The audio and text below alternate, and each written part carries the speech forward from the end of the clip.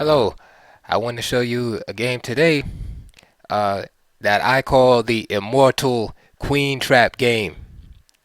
And it's an exciting game, so let's get right to it. I just had to show uh, you people this today because if I don't show you, it's you won't find this game, unless it's by accident. So it brought me great joy looking at it, and I want to share it with the world. So here it is. This game is from 1957, from Minsk Interzonal Round 11. And with the white pieces, we have Alexei Sokolsky. Now, who is that? Well, that is the modern father of this opening, B4, known as the Sokolsky opening. But it was also named earlier by Tartakover as the Orangutan.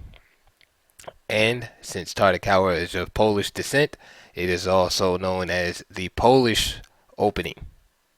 But once the Soviets got a hold of it, namely Alexei Sokolsky, uh, he kind of fixed it up and modernized it, and then it became the Sokolsky opening. So call it what you will, but 1B4 is where we start.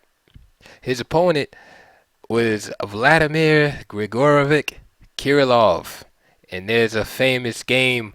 Um, uh, I think it's Kirillov Botvinnik. I can't remember the year, but so these are two very strong players playing right now. But let's get to the game. So B4, there's many different responses that white can play against this. Excuse me, that black can play, and we won't get into the analysis. But I just want to show you the game. So B4 again, white. Just briefly is going to attack and lay his claim to the queen side. All right, and he of course wants to fianchetto his bishop on b2, play moves like e3, and slowly expand on the queen side. e5, classical response. After all, it is 1957. Bishop b2, putting the pressure on e5 right away. d6, of course not knight c6, because of, come on now, b5. And that's one of the main ideas behind the opening, is to um, make it hard for make it hard for black to develop his knight and make it hard to defend the center. Okay, so this will lose the pawn. So d6, c4, knight f6, e3,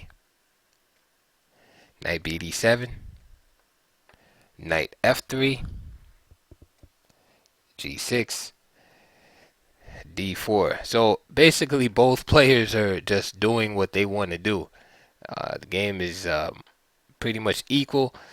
If you want to give the edge to somebody, I would give it to white just because of the extra space on the queen side. Bishop g7, bishop e2, castles, castles, rook e8. White opts to exchange on e5, d takes, and knight g4. And black is just simply trying to exploit the fact that the bishop is unprotected here and cannot capture. Also, perfectly playable is just d takes e5 right away. But knight g4, knight c3, and now knight g takes e5. White does not want to trade, and white is hoping that later on he'll get a chance to play a move like f4, booting this knight out. Knight f6. This creates a home for the knight in case f4 happens. Queen b3. And now an interesting moment happens here in the game, and this is a good lesson for all players, especially lower rated players, is that sometimes you get in positions like this and you have the urge to quote unquote do something. I've heard this from so many players. You ask them why did you do a move in this position? You just messed up your position or you weakened your position, and they say, well, I just felt like I had to do something, you know, and it's it plagues all of us at times, but definitely weaker players. They just want to do something. Sometimes there's nothing to do in the position. You have to learn to make moves that mark time or that don't really um, ruin your your chances, ruin your position or weaken your position. Here, Kirillov in this quiet position, Kirillov played the move c6, and watch what happens. First, the first move that screamed out to me when I saw this game was, oh, okay, now I know where to put my rooks, right on the d file, right? Because now you have this pawn. So queen e7. Next move, easy to find, h3. Remember we were talking about playing f4 earlier, booting the knight out. Of course, you don't want to do it now with the pawn on h2 because then the knight can come here and it's funny business. For instance, f4 and then knight eg4. Then you have an accident on e3. So you prepare such moves. So h3. Now bishop e6 comes. Now of course black is banking on getting in d5, and of course if he can do that, fantastic. However, after f4, knight goes back to d7. So now there will be no rook coming here to help aid and push d5. e4. So now it's even more difficult to imagine getting this pushing. And so we can see that in just a few moves how white has gained so much space in the center just from that's off of c6.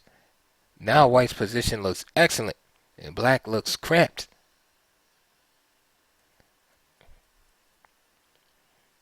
So here's the position after move 12 and look too bad. Excuse me, here's after white's 12th move, queen b3 and c6, and then it seems like the sky just opened up on all of a sudden. Instead of c6 weakening this pawn, because it's such quiet positions, a weakness like this can be very annoying because black doesn't really have anything to attack in white's position. So if you give white a target, then he doesn't really have to worry too much about defending anything. He can kind of just concentrate his forces on piling up on your weakness that you just created. Because in this position, what is white really going to concentrate on? Okay, the only thing he can really concentrate on in this position is booting this knight out here. But once you play c6, now he has two things to think about. He can concentrate on the d pawn and booting this knight out. So for instance, a good move right here can just simply be a5.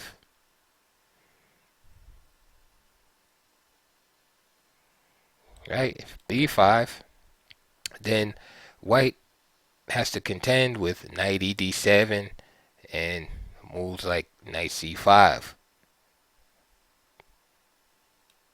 Force white to create some type of inferior position. So instead of that, a3 could be played. And then you make a probing move. A move like bishop g4. You notice how you're not really doing nothing with your pawn structure too much, right? That's going to weaken it.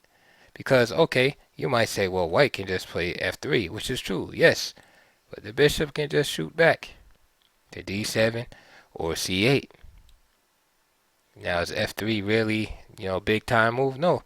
And now white has to, keep an eye on this pawn. Although at any time when he needs to, he can play the move e4. But then, you have the dark squares to worry about. Okay? So in other words, I say all of that to say this. You have to be very careful and patient in these type of quiet positions. Don't try to lash out and feel like you have to just do something. After this move, c6, Kirillov's position starts to decline precipitously. Bishop e6, f4, knight d7, e4, and now knight f8. And white just gradually becomes better here.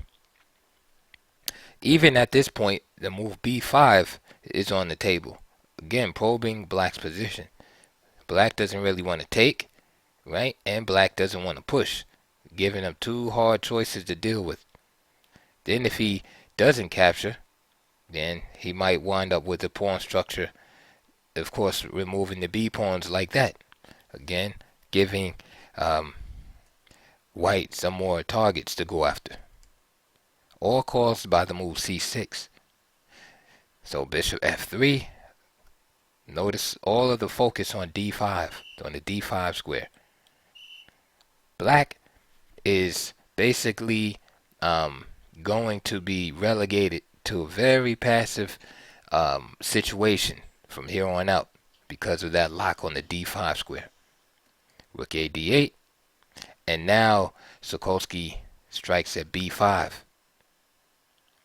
So again, faced with those choices, do you take? Do you play c takes b5? Do you push? Well, Kirillov decided it's in his best interest to push, but we can see now vividly the weakness on the d5 square. Knight c2, of course we don't want to take on e6 and allow, alleviate black's position by taking. This is right up black's alley, right? He's cramped, and then you bring this piece off the back rank, and now you have to worry about pieces going in here. Of course, here you would play a move like knight e2 to prevent that from happening. But then knight d7, and then black starts trading pieces to relieve his cramped situation.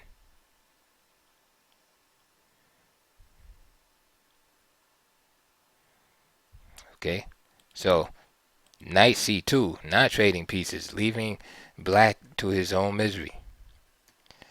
Bishop h6, excuse me, bishop h6 attacking the f4 pawn. Now it's an awkward situation because white would love to play g3, but then the h3 pawn is on prise. So how do you defend this pawn? Well, there's two moves here. You can play bishop e2 as white, which is acceptable, or you can play the text move, which is bishop c1. And here we see Sokolsky just simply consolidating and holding the position. This weakness on d6 is a killer. So black, must try some type of means to create counterplay, or he was just going to be squeezed slowly. Bishop goes back to g7. And with this, black has an idea of trying to counterattack on the king side. Okay, so this is why he plays bishop g7, and you'll see knight e3, again, classic chess. This is Russian chess, ladies and gentlemen. You see the perfect piece placement?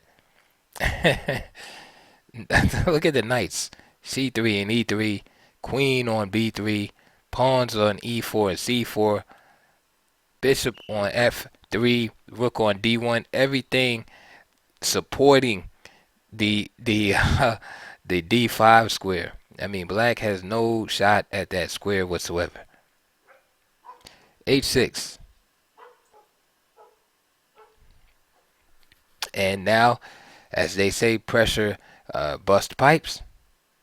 And now is the time to strike with f5, hitting the bishop and the black king side. Of course, if he takes here, g takes f5, then just simply e takes f5. Can't take because the knight is there. Bishop d7, for example, and then Just jump in there. Knight takes. Knight takes. Just overwhelming position for white with f6 coming up after the queen moves. All right, because the queen must get out of the threat of being captured here.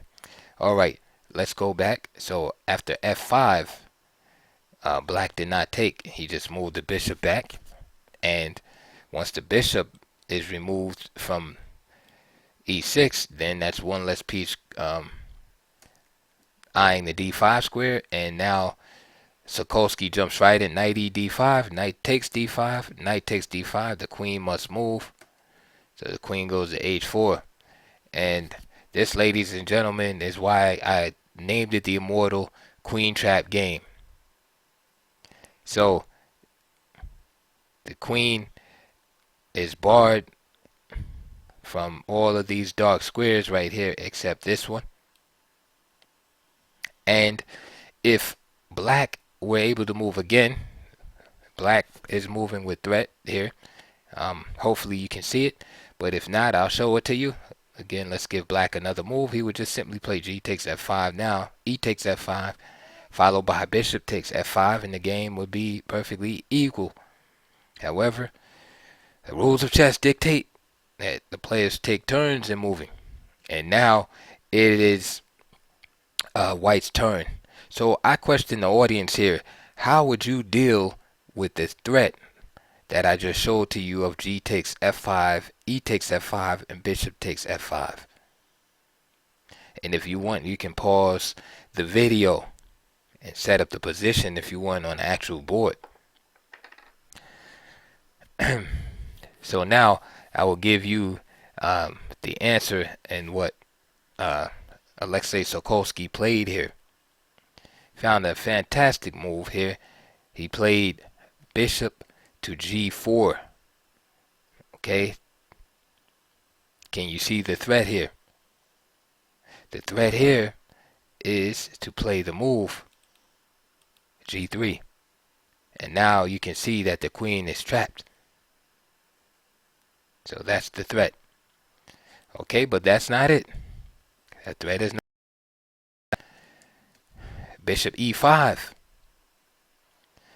probing white on the dark squares. We can see the dark squares are a little weak, and therefore Kirillov plans his escape by simply playing a move like queen g3, where he can start his own foray into black's kingdom. Into white's kingdom. Moves like queen h2 check, etc., flushing the king out. Now what? Sokolsky finds another move to keep the fires burning, to keep the threats, to keep the threats at their highest alert. So rook d3. Now, this move is not playable. Now what? Kirillov plays h5, attacking the bishop. And now g3. Okay, but so you might say, wow, how's the queen still trapped after bishop takes g3? Bishop takes g3, rook takes g3, h takes g3, and this is what happened during the game. And it looks like Kirillov has dealt with the threat. Yes, Kirillov has lost his bishop, but it's an even trade because white has lost his bishop also. However, Sokolsky seen a little further than his opponent and played the move rook takes g4.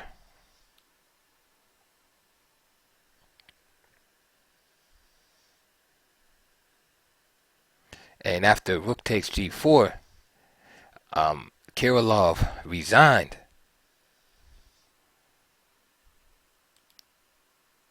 Let me just save that.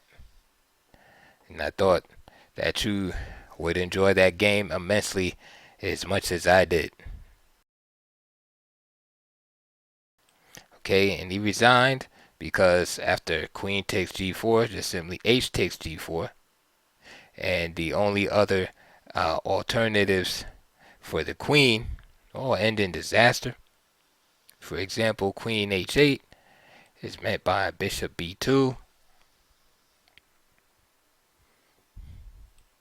Rook e5 has to be inserted. And then queen g3, for example. If queen h5, knight f6. Can I have the queen, please? Thank you. Let's go home.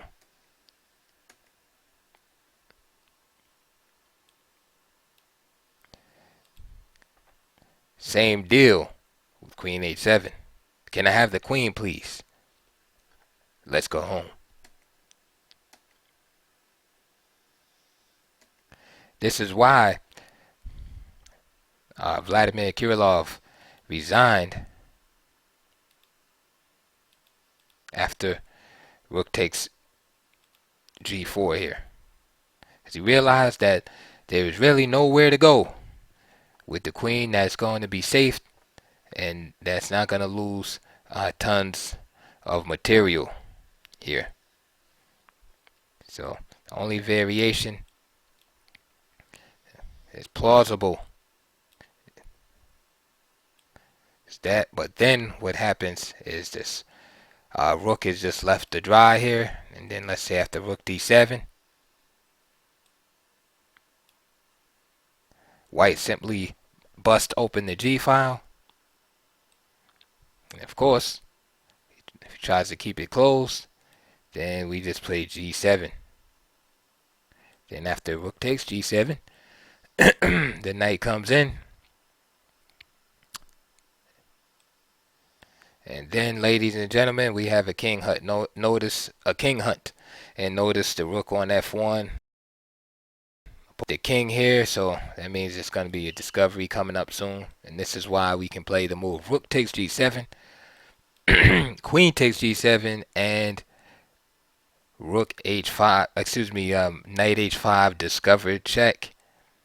And the reason why I wanted to show you the line is to prove to you that the queen is still going down. There's no place for that queen to run. And I just thought it was beautiful variations, especially this last one. There's no place where the queen can run. It might be a temporary shelter, but as you can see, it gets picked up. She gets picked up in the end.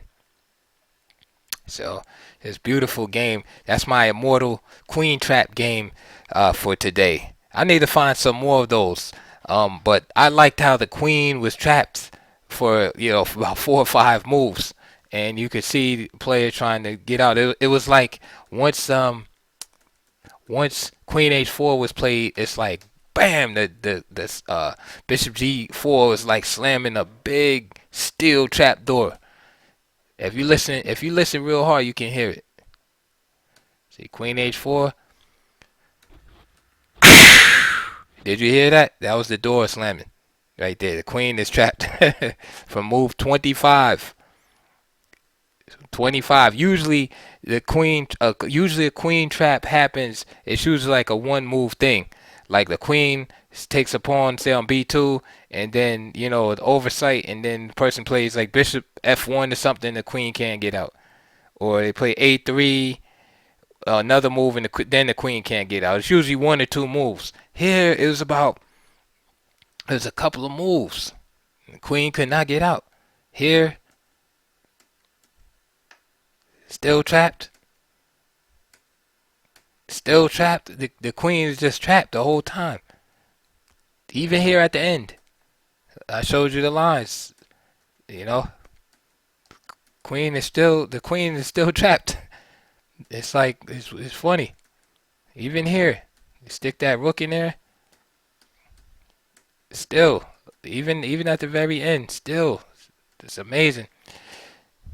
So, anyway, I hope you enjoyed that obscure game, and I hope you learned something on the way. I'll see you next time.